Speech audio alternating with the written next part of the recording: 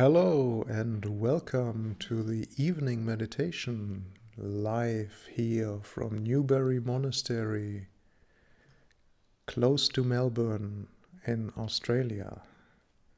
My name is Cittapalo and I'm trying to soften you up a little bit for tonight's meditation. I like to remind people that they can ask questions on the YouTube live chat again today. So if anything comes up, you have the opportunity to ask about it. So I'll give a little bit of an introduction to the meditation, to the style of meditation that I prefer. And that is the one where we don't try to focus the mind too hard. We just give the mind a direction, make sure that the mind understands that direction, but then it's totally up to the mood we're in, to our health and to the other circumstances around and where the mind is right now in that moment. If the mind is going to go calm or not. But the most important part is we don't want to learn to control the mind. We want to learn to look, to sit in the background and look. And for that looking, we need a little bit of ease in the mind. If we don't have that ease, then it's the nature of the mind that it looks in different direction to find something interesting or find something to distract itself, because it's either bored or it's too painful where it is. So if we add from the very beginning to the meditation that we don't want anything from you, mind. We just want that you relax, that you are at ease, and that we are ready to go more and more into this present moment. And the more we are in the present moment, the more the thought process in our mind will stop, or will slow down, and maybe stops for a short while and then it continues again.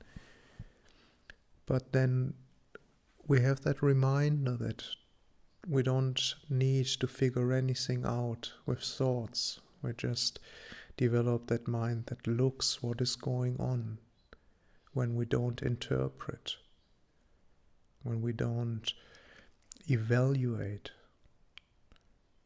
when we just keep our intention on the one that is aware and not on the one that is interacting and the one that is controlling. So the meditation, it's very important that you make yourself very comfortable. It has absolute no significance if you sit on a chair or you sit on the ground, or you maybe have your meditation chair and lean back, or a kneeling chair, or if you're very uncomfortable in your body, you might even lie on your bed or on the ground. The only problem with lying too comfortable is sometimes that the mind gets a bit dull and it drifts away. But if that is your best option, to sit or to lie for 45 minutes without pain, then you go for that. Because it's the most important part of the meditation is that we develop that trust in our own mind, that we don't have to control what is going on in the meditation. And that needs a little bit of trust. We're very used to be in charge the whole day. And to take our hands off the steering wheel is a little bit scary for some people. So after a while the mind comes to know that there is a lot of goodwill and interest. If we practice that for a while, there develops a trust in one's own mind, that there's enough goodwill to have a good look of whatever is going on. And only when we see what's going on is where we can learn something, where we figure out something. But that is not an intellectual process, and this is by direct experience, and it's the intellectual, the thinking is the biggest obstacle in the meditation. So as a reminder, it's not the time to think, it's not the time to figure out. In this meditation, we're going to try to be as much in the present moment as we can. And we can use the breath as an anchor. And when I say an anchor, an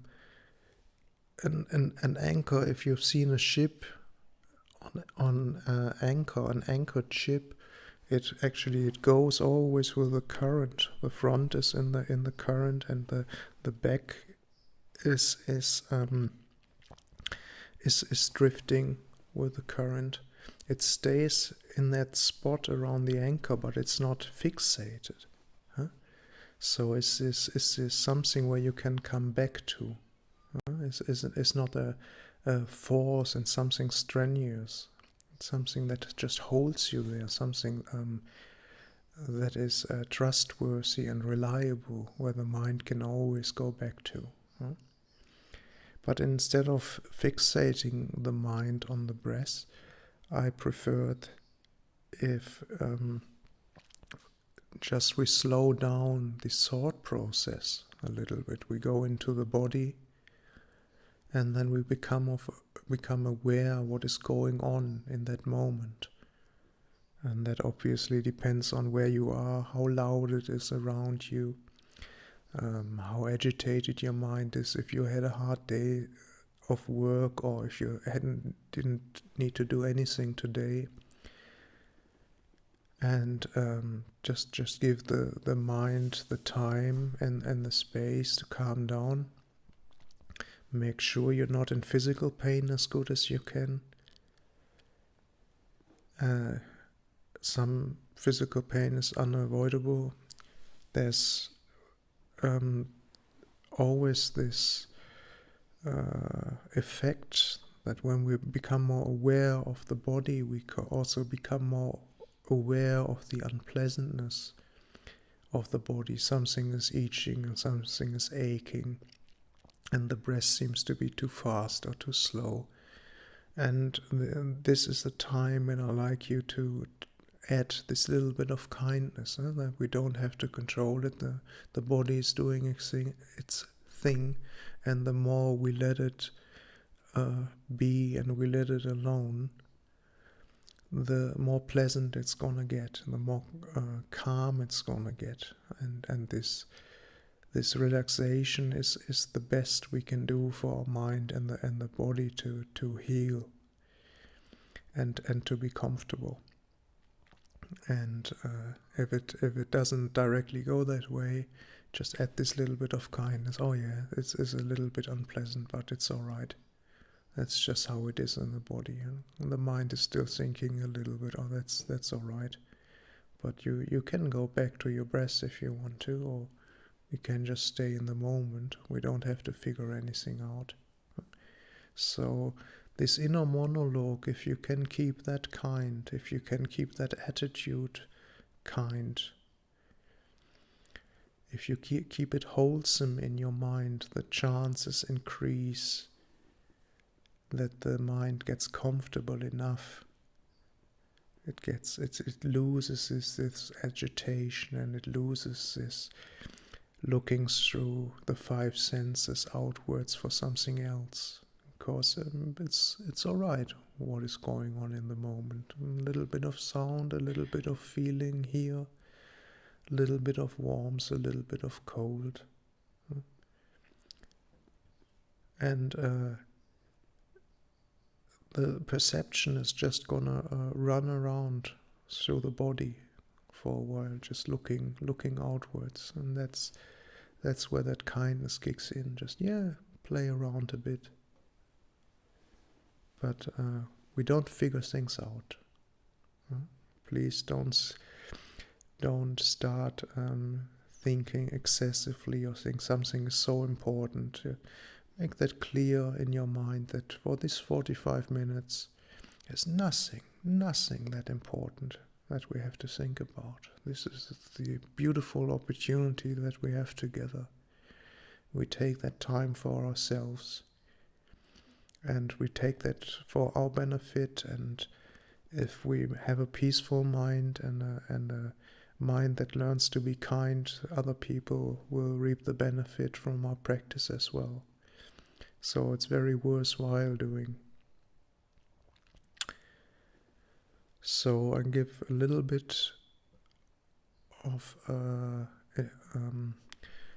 instructions, a few instructions during the meditation now, but just for a minute or two, and then I leave you alone. I hope you all know what is important. It's the attitude. Is that a little bit of kindness that is all right if things are not completely pleasant.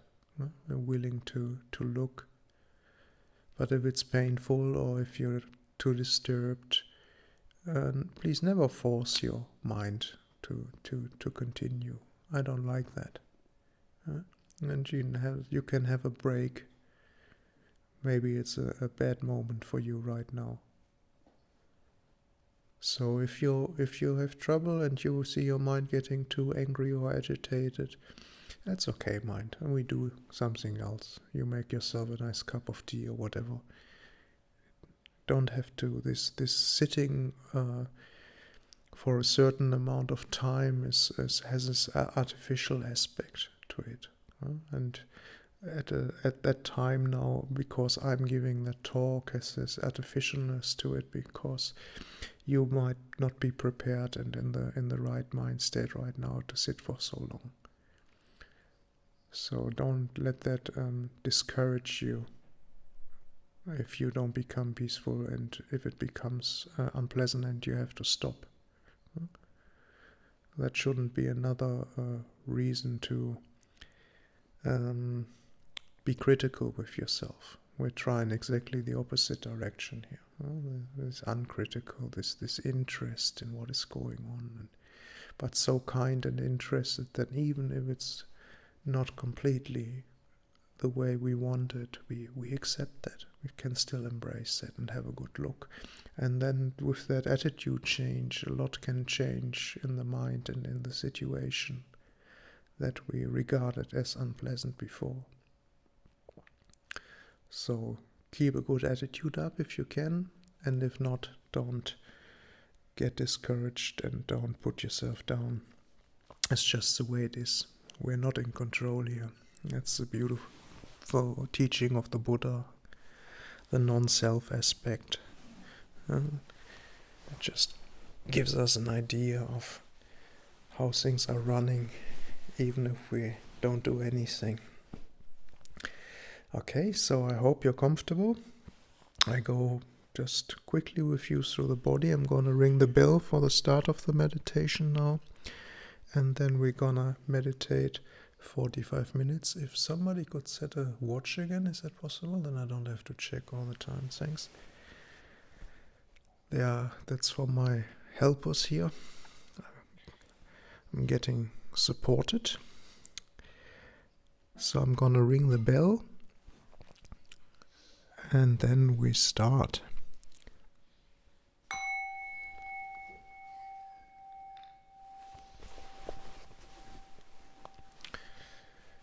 So in whatever position you are, please go a little bit through your body, that you, especially if you know where there's parts in your body where it's tense. And then it's good if you really tensen up that part for a few seconds consciously, and then let it go. If it's in your shoulders or in your feet or in your face. You can give your face muscles an exercise by giving it a big smile. And just maybe you just go down or you go up from your feet up, or you just feel once quickly through your body and feel the tension. A few deep breaths can help a lot to see if you have enough space around your belly, that your belly can move when you breathe in and out.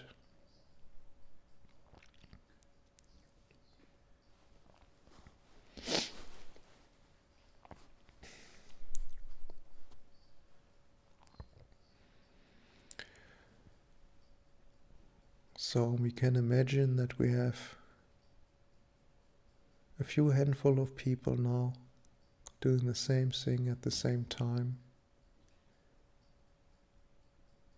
Even if we're not in the same room, just connected through the internet with each other.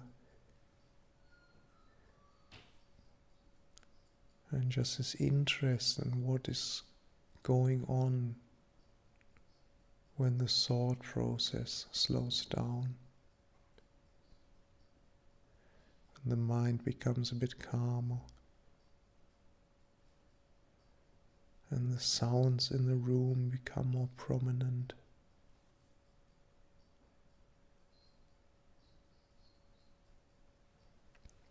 And breathe in. Feel all the way through the body. Breathe out. And just that gives us that connection with the feeling. We're now going into the feeling realm, not the thinking realm, where it's just these different perceptions of the feelings in the body, feelings on our skin, and the eyes are closed, so it's just sometimes what is behind the closed eyes, and then it goes a little bit to the sound outside, and it goes back to a feeling in the body, and the perception is just gonna swivel around a little bit, and the breath just stays as our anchor. There's this thing that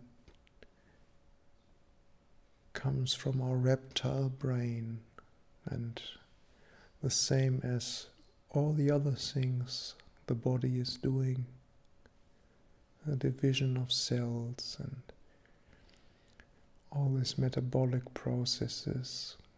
We're not aware of that.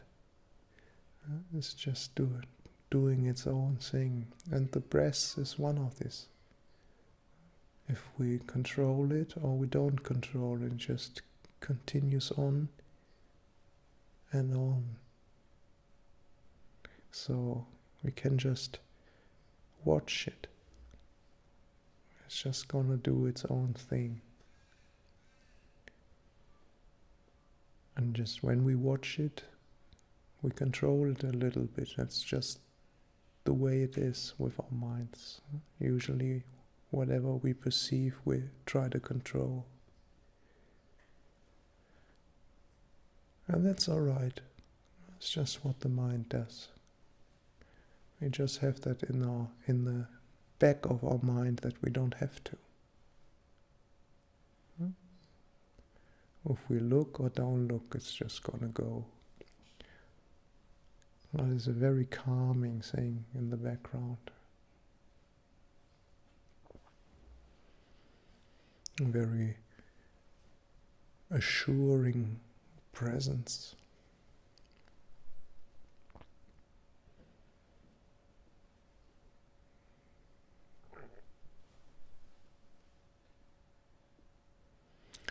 And if the mind likes to stay with it, fine. If the mind goes to different perceptions, fine. We just try to develop this beautiful attitude that we can just watch what is going on, what happens when we don't do things.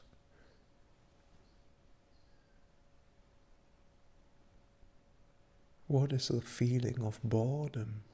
How does it feel?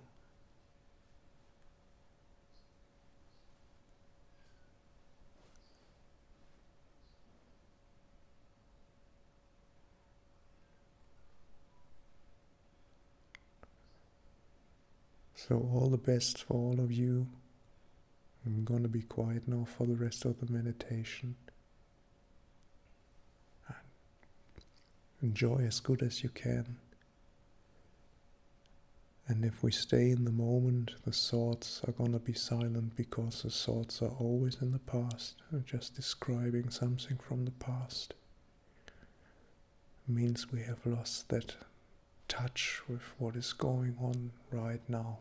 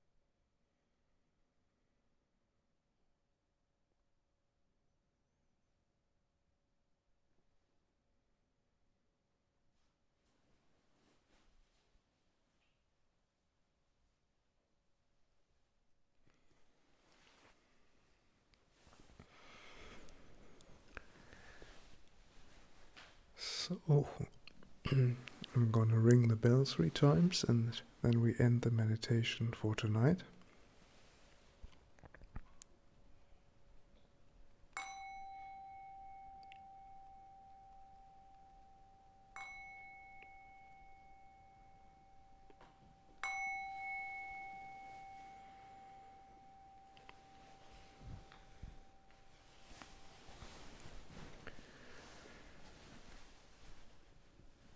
So, are there any questions? Yes, we have a few questions. First one, is it necessary to have specific meditation object to be meditating? So the question is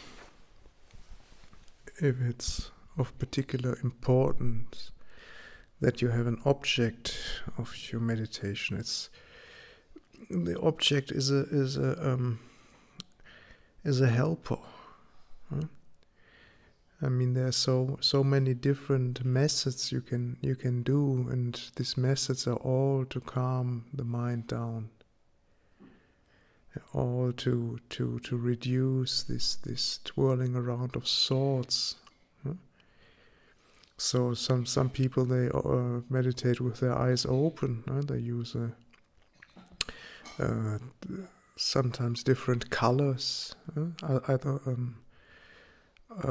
either just the color or even with sort of patterns in it.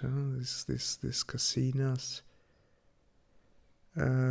meditating with their eyes open because it's a strong stimulus still. And if you're a visual person, then that can help you to that the mind gets interested in that, gets lost in that, in the moment of just seeing the pattern and seeing the color. And I find the breath just very beautiful because, like I said before, it's going on by itself. But also if you look at the breath, you feel the change that we start breathing in deeper, and just watching it and just feeling it in the body. But also in the background for me is always this knowledge can just if it just disappears, the body is just gonna go on with its business. So when there is that moment where that controlling stops, where it becomes very obvious, when the breath just flows. Ajahn Brahm calls it that the beautiful breath, where it just feels like a little bit like you breathe for the first time in your life. It just has this beauty to it, because it's nothing you have to put effort in it. It was there the whole time, and that realization that something so mundane can be so beautiful is very powerful. That's why I personally like the breath. But if it's too subtle for you, you can use whatever you like. Actually, you can also use a mantra, just repeating something in your mind. If something maybe you find inspiring, or something short, and just to calm the mind down a little bit. These are just methods. But I think the most important thing is just never forget, it's not about forcing the mind anyway. It's just interesting the mind into something where it is happy, where it can stay with just what is going on. And then the meditation can get deeper. Never forget that the attitude aspect of it, that is the most important part. That the interest, this kind interest in what you're doing. And if that stops, and if that becomes too burdensome, in my opinion, it's better than to stop with the meditation for a while. Do something else. Cheer the mind up a bit, and then you might want to try again. So the objects are just helpers, but your attitude is the most important part in the meditation.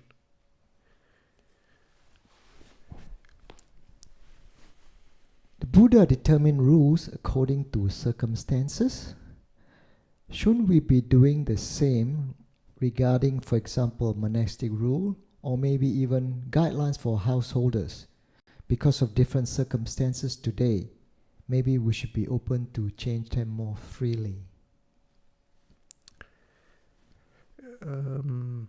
Well, the rules for the householders, the Buddha recommended obviously the 5 precepts, and then if people have the opportunity on the Uposatha days, on the moon days, if they're comfortable following the 8 precepts.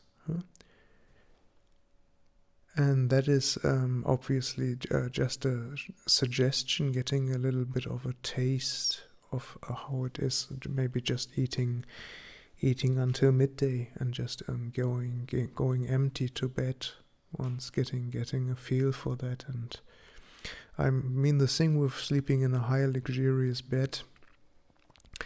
I mean, I'm sleeping in a high luxurious bed to.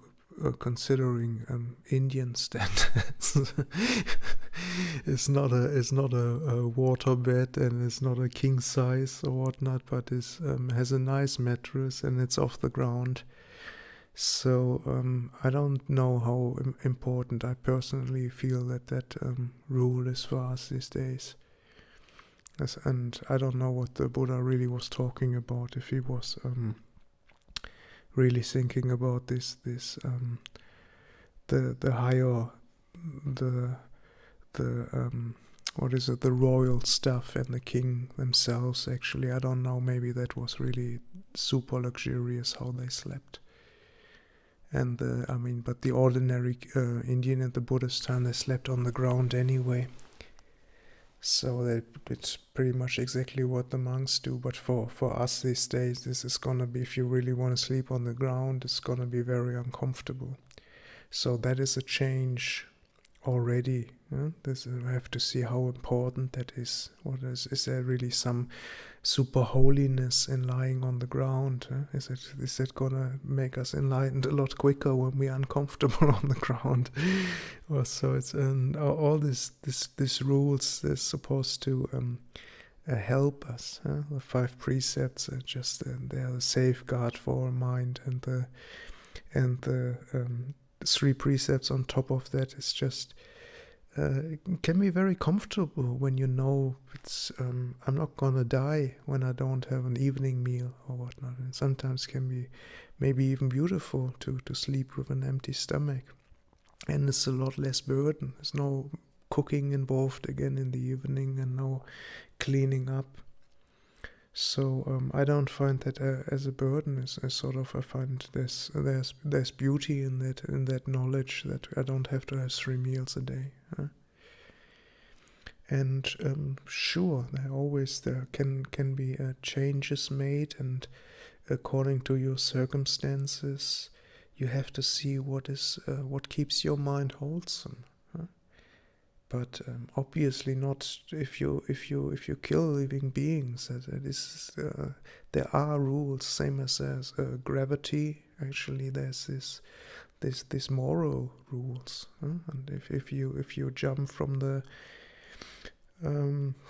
cliff, you're gonna crash. And if you're high enough, then you're gonna die. It's just a law of nature. And if you develop a coarse and brutal mind, there is less and less room for happiness. And also you're creating karma. People are gonna dislike you, people are gonna persecute you, people are gonna hate you even, or want revenge. So in that sense, there's not so much possibility of change. If you want that safety net, if you want a deep meditation, you need a good morality. You need to be trustworthy. You need to have that trust in yourself, that guilelessness, that harmlessness in yourself. You don't stand a chance of having good meditation otherwise.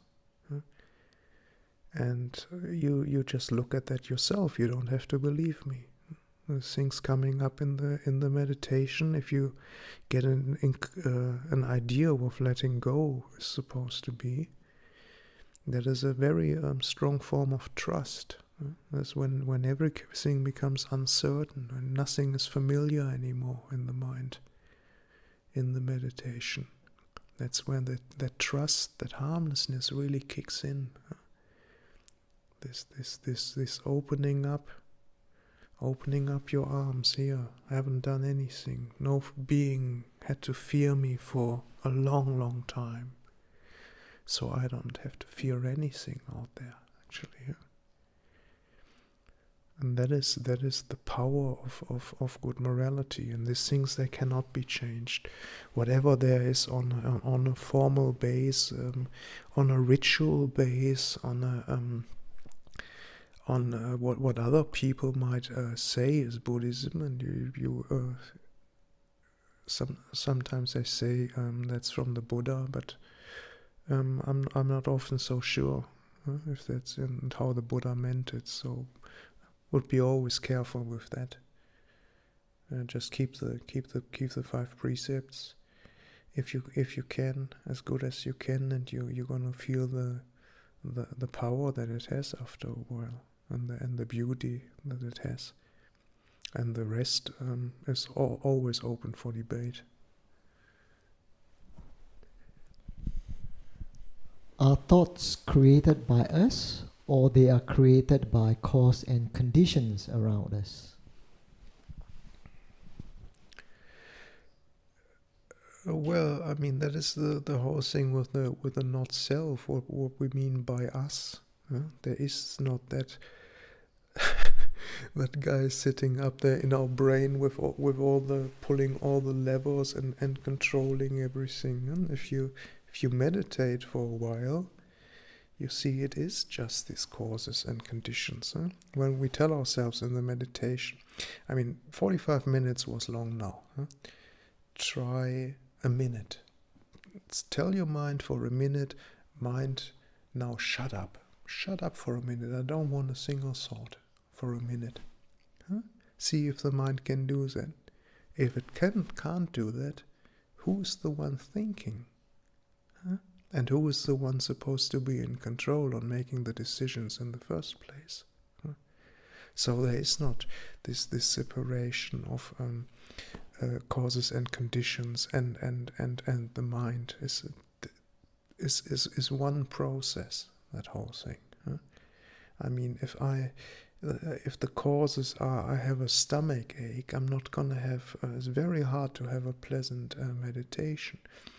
If I have diarrhea while I'm sitting here trying to do the meditation, it's going to affect the meditation. If there's a cold wind coming through, so if there's somebody running in here shouting, or somebody sits farting, or all these things are influencing us all the time, plus the thoughts in our own heads, whatever comes up.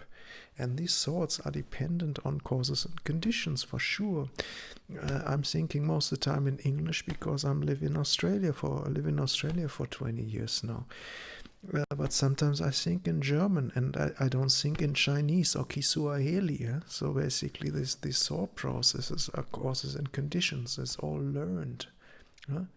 These feelings, these reactions, they are learned. The parents, your siblings, your friends, what you watch on television, is all intermingled with each other, and nobody there who's making the decisions. It's just that beautiful faculty is there as a human being to see this is leading to more trouble and this is leading to less trouble. And knowing that the mind wants happiness and we try to avoid suffering, if we develop this intelligence, that wisdom to set the conditions in a way that we create more and more happiness for our mind in the present and in the future, by just being skillful and seeing clearly what is dangerous and what is leading into a lighter realm, then we are on a good path. but it's all causes and conditions. There is no me, myself in the background that is actually just watching things. When I say the watcher in the background in the meditation, I mean just in something we set up. Same as when we say I'm meditating for 45 minutes. It's the same that watcher in the background is the one that I associate maybe most with myself, but it's also not myself. Huh? That watcher is influenced the whole time as well, huh? Even if it wants to watch. So causes and conditions. So nobody there to blame, neither on the inside nor on the outside. And I think that is a very beautiful aspect of the teaching, if you understand it correctly.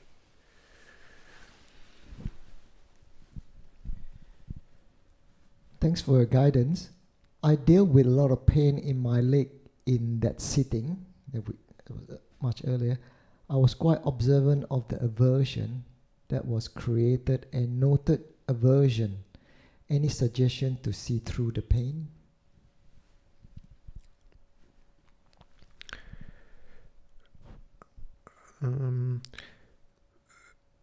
There is this point sometimes when people are against the wall, like Ajahn Brahm's story with his toothache, when you just have no way out and whatever you try doesn't work, and then there might come this point of letting go in the mind, if you're lucky. But not always as well. But I would never try that in your meditation. You can watch a little bit. If there's a little bit, I had discomfort in my leg today as well, but it wasn't pain. It was this sort of tension where you usually want to move. And I don't know what's wrong with my leg right now. Usually it doesn't happen so soon, actually. But that wasn't. I wasn't torturing myself. I mean, it was sort of, that's interesting still. Huh? What is it? How does it really feel? And you have to know yourself how much you can play around with that. But if you feel aversion coming up, and then usually you can create aversion because you feel aversion coming up, and it becomes this cycle of negativity. And then these thoughts come up, and meditation is painful and I don't like it. And so I always advise, if you have pain in your meditation, find a new position, stop the meditation. If you have the opportunity, do some walking meditation if you like to. But don't force the mind to engage in this pain, because very easily it happens that we associate meditation with pain, and then we're gonna stop, or we become a masochist, actually a miserable masochist, believing that we get something out of that when we can conquer that pain or whatnot. So if it's just the pain because you're sitting in a certain position, please just change your position, and especially if you're getting negative. If it's just a little bit and it's still interesting, and it's sort of, you try to locate it, still play around with it, that's fair enough. But this to force the mind into this letting go thing is just nonsense, because letting go is the opposite of force. It's only when sometimes there's no way out that the mind does this thing, actually, and it just happens. But if we want it, it's not gonna happen. So remember being kind, and don't go too much into that pain business. There's a little bit more awareness of the uncomfortableness of the body is involved with the meditation. But please don't do pain meditation. I personally discourage you from that. Other teachers might say that's all right, but from my personal experience, it put me off meditation for a long time. I did that in the very beginning and to sit through a lot of pain, and that killed meditation for me for a long time, and I don't think I gained anything by doing that. So I like to save you that experience. Is it? No, I don't know. In my family, they are both Christian and Buddhist faith being practiced. I'm trying to rephrase the question. So I'm having trouble trying to live in both ways. Can you help me in how to deal with that? How to my family to deal with that? Well, I don't know what the particular problems are there. If they don't let you be what you want to be in that situation, or if you try to influence one or the other party in one or the other direction, I hope both parties are tolerant enough to accept you with what you want to practice. And you are wise enough not to tell other people what to think or what to believe. So the more tolerant you are in that situation, and the less trying to convert anybody around you, I think the less problems you're causing. And you can only look at the things that you can do anyway. If the other guys are too intolerant or whatnot, I guess there's not much you can do. Just keep your calm, keep your patience, and make Buddhism something beautiful for yourself, or the meditation something beautiful for yourself. Then you don't have to listen to other people when they tell you this is so great, and you look at them and you see they're just miserable, or they're just so insecure themselves that they want to convert other people because that makes them stronger in their own belief then. So always the more joy you win on your path, that makes it something real. That makes it something real for other people, and then it doesn't matter if they're Christians or whatnot. If they see that you have something there, I think if they're not complete intolerant, then they don't want to take that from you, because these are things that are universally pleasant. And calmness, kindness, trustworthiness. Sort of independence. They are just beautiful qualities, and they are acknowledged, I think, throughout most of the religions, and people recognize it. So if you work in that direction, I think nothing can go wrong for you. I cannot answer more specifically because I don't know your circumstances, so I have to keep it very general. Sorry. I think that was the last question. Okay, then thank you very much. Also my helpers here, thank you. Chinlook and Richard, who always do a great job here with the audio and with the internet business. I hope you have a beautiful day, evening, night, wherever you are. Keep it wholesome and enjoy as good as you can. I hope you had a little bit of joy tonight. If not, don't get discouraged. Just keep on being kind in your meditation, and as often as you can remember outside of your meditation. All the best. Bye bye.